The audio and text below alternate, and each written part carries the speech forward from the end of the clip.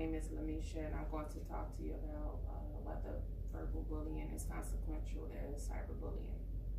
According to StopBullying.org 2018, Department of Health and Human Services, bullying is unwanted aggression among adolescent children.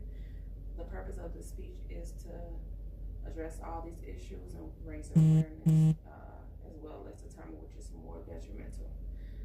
I myself have been a victim of verbal bullying, so this topic is not foreign to me. I'm going to be talking about 1, bullying because of gender, 2, bullying because of race, and 3, bullying because of disabilities. Let's see what verbal bullying is all about. Verbal bullying and cyberbullying is all about. Bullying because of gender.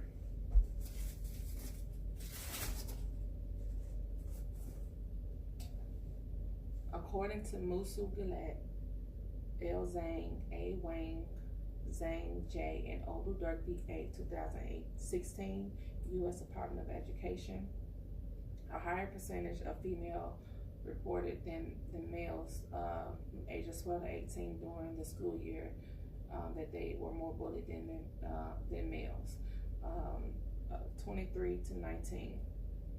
As you can see on my poster board, gender bullying, boys 19, girls 23. As you can see, boys are less bullied than girls. In contrast, more males have reported that they're bullied with more harm than verbal bullying, but still girls reported more than boys. So it's evident that gender can trigger bullying amongst victims, and it's affected how abuse is inflicted and how the victims respond to the bullying. So with that being said, one can conclude that girls are more bullied than boys. Bullying because of race.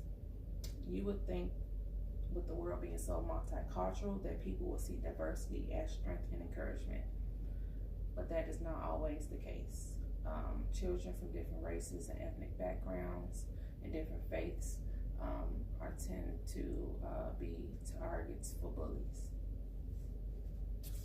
As the Department of Health and Human Services reports, Blacks and Hispanic victims of bullying are more likely to see their academic performance deteriorate versus their male peers, white male peers, peers.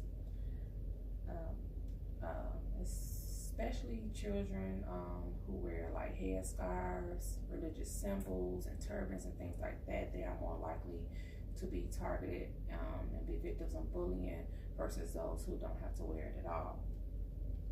According to MBEE.org 2016, biracial and multiracial children are more likely to be bullied versus those who are of one race.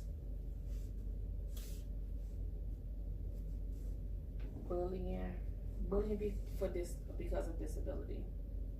As reported by U.S. Department of Health and Human Services 2018, disabilities and abnormal characteristics can also trigger bullying. This group deserves special attention because they cannot express themselves sometimes as the way that we can express themselves. Bullies sometimes tend to gear towards these group of adolescents and do things to them that sometimes can lead them to serious injury or even death. Bullies sometimes give nuts to a disabled child who can't express themselves, and they have an allergic reaction to nuts, and by them doing so, that can lead to possibly death. So therefore, we need to pay close attention to those who are disabled because they're helpless in a sense. Truth is, according to Julie Herzog, MA of Psychology, 2019, disabled children are 2 to 3 times more likely to be bullied than their non-disabled peers.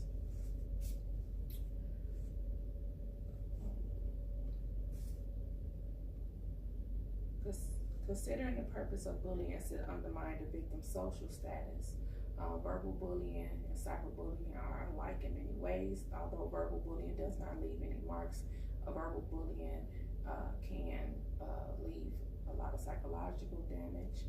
Verbal bullying could be teasing, name calling, and even sexual remarks fall under the guidelines of bullying, and they can lead to psychological effects of like a shy demeanor, relationship issues, problems in their career, and ultimately self-esteem issues. Cyberbullying is more about the audience that it can reach. Cyberbullying, the larger the audience, the greater the damage. So once something goes viral, it has reached a mass number of people, and that also can have damaging effects to one's psychological, because it can lead to like suicide and things like that as well.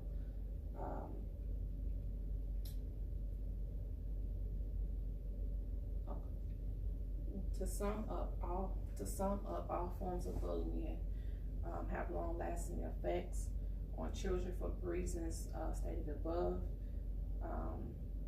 Depending on the number of people involved, it can be more detrimental. So cyberbullying, in my opinion, is far more damaging than verbal bullying, because technology has made it where it can reach a remarkable number of people and ultimately cause greater mental damage for the victim. This is Lamisha, and I conclude my speech.